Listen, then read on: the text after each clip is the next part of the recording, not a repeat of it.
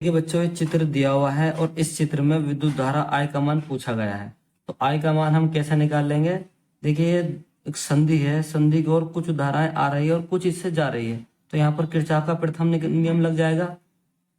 Kirchhoff के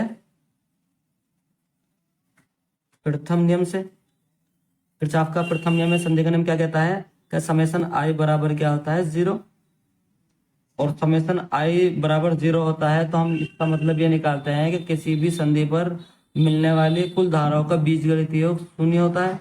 इसके लिए हम क्या करेंगे, देखिए ये तीन धारा है, एक धारा जा रही है 2 एम्पियर संधि की ओर, ये तो प्लस में लेंगे हम, और ये संधि की ओर ये भी जा रही है 10 एम्पियर की, तो ये भी प्लस 10 में लेंगे, और ये संधि की ओर जा रही है 5 एम्पियर की, तो ये भी प्लस में लेंगे।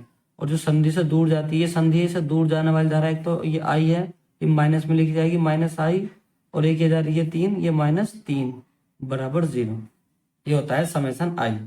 2 और 10 12 5 17, तो ये क्या आता है 17 माइनस का 3 माइनस का I बराबर कितना आता है 0। 17 में से 3 घटाए बचेंगे कितने हमारे पास, ये 14 माइनस I बराबर 0।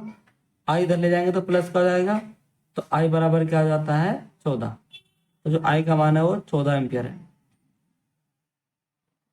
ठीक है, इस तरह से हमारे ये किरचॉफ के प्रथम नियम पर सवाल हो जाएंगे। देखिए एक सवाल और है, इस सवाल से और अच्छे तरीके से समझ में आएगा।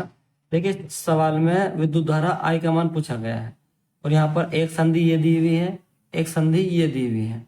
देखिए संधि पर 2 एम्पियर की धारा संधि की ओर आ रही है, एक 1.5 एम्पियर की आ रही है, और यहाँ से x एम्पियर की धारा निकल रही है बाहर, जो यहाँ पर जा रही है। यही धारा जो x निकल रही है वो यहीं पर जा रही है। तो पहले संधि इस पर लिख देंगे, पहली संधि पर, पहली संधि पर किरचॉफ के नियम से लगा देंगे हम यहाँ पर भी। किरचॉफ के नियम से पहली संधि पर क्या है, देखिए संधि की ओर समेशन I होता है बराबर 0 का, संधि की ओर आने वाली धारा है प्लस में और संधि से दूर जाने वाली माइनस में। तो पहले हम क्या करते हैं, संधि से x का मान निकालते हैं, वही x जाकर यहाँ पर मिल रही है, और इससे ही 2 धाराएं और निकल रही है। तो पहले हम ये देखते हैं कि ये x का मान क्या है। इसके लिए क्या होगा, 2 प्लस में होगा और प्लस 1.5, क्योंकि दोनों ही धाराएं जो होती संधि की ओर जा रही है तो ये प्लस में, तो क्या हो जाती माइनस में लिखेंगे क्योंकि ये बाहर जा रही है इससे। तो ये क्या हो जाएगा 3.5 माइनस एक्स बराबर 0। तो यहाँ से x का मान हम निकाल लेते हैं, कितना निकल का जाता है 3.5। तो हमारा देखिए चित्र किस तरीके से बन जाएगा। ये धारा जो जा रही थी 3 एम्पियर की है, यहाँ से धारा जा रही है x एम्पियर की थी है, जिसका मान हमने निकाल लिया, कितना निकल का है 3.5, और ये धारा जो जा रही है हमारी I एम्पियर की है, जिसका हमें मान ज्ञात करना है। तो ये दूसरी संधि है, यहाँ पर लगा देंगे हम दूसरी संधि पर, दूसरी संधि पर किसके नियम से, किरचॉफ के नियम से।